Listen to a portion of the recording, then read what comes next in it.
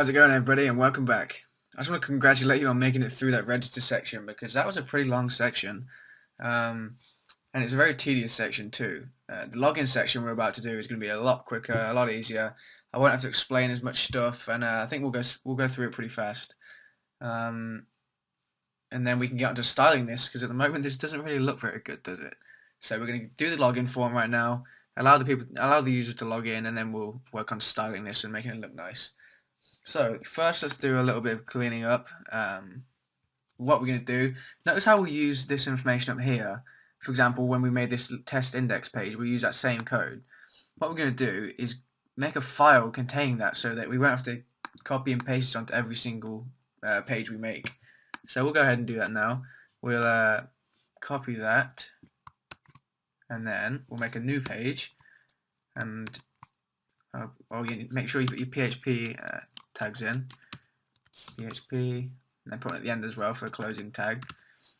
I'm going to put one line at the top here. There's only two lines I'm going to modify in this file. I'm going to put one line at the top, and it's going to be ob_start with brackets, semicolon. This turns on output buffering. Now all that does, PHP is loaded to a browser in sections. All this does is it saves the PHP data when the page is loaded, and it will pass all the PHP code to a browser all at once at the end of the file. So that probably won't make any sense to you right now, but just know that will probably save you a lot of headaches when you go to host this website online at the end. I'm going to put one more line in as well, which is going to help us a little bit further down the line. I'm going to say time zone equals date underscore default time zone set. Make sure it's set and not get. And in my case, I'm going to put Europe / London. Okay. Well, this just sets a default time zone to London. This will just help us when we come to, for example, on a status update, we can see how long ago it was posted. It doesn't really matter what you have in here because the user won't be dealing with time directly. They'll always be dealing with time in relation to when it was posted. For example, 5 hours ago or something. But if you really want to get your time zone, you can type in PHP time zones into Google. Click on here. There's a list of supported time zones. Find where you are. Let's say you're in America. And then you have all these time zones along here. So you could go along and find America, Chicago. And then if you're in Chicago, you copy that. Then you'd put that inside there, like that. Okay? But like I said, it doesn't really matter. But if you want to, it's there. So let's save this now. We're going to save this in the demo folder. But we're going to create a new folder called configuration. And this file is going to be called config.php. And we're done with this file now. So we can leave that like that, save it as config.php, and then what we do, every page when you use this on, we can get rid of this now. All we do is write require, and then pass the path of where that file is. So in relation to this file, it would be config / config.php. Okay, now this, and the semicolon as well. Now this should mean that just by having this line in here, we should still get this data, right? And we can tell if that works by reloading this page, typing in the name, like that, and we use the email address I already used to sign up, so it should give us an error there. Can I copy that? Yeah. Oh no. Okay. Okay. Okay, email in use. So you know it's still making a call to the database, which means that it's obviously accessing this connection variable, so it's all good.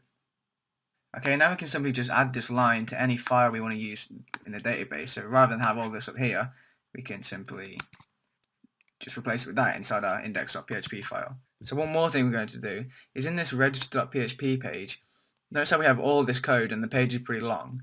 What we're going to do is take this right from the bottom and to there. Okay, so I'm selecting all this code that we just wrote for the PHP handling. I'm going to copy that, or cut it I should say. Okay, we're going to create a new file and paste all that code in there. Make sure you put your PHP tags in as well. PHP, and then one at the end as well after that. There you go. Save that now. But what we're going to do, we're going to create another new folder called includes, and this is inside the demo folder.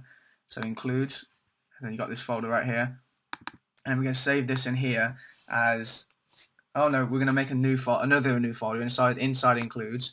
So inside there, we're going to make it a folder called form_handlers. Okay, so it's going to be the code that handles any forms, and we're going to save it inside that folder as register_handler.php. registerhandler.php. Okay, save it, and now we can do exactly the same thing there. Copy that, paste it underneath, just replace the path so it was includes /form_register_handler.php. Okay, now that should have included that.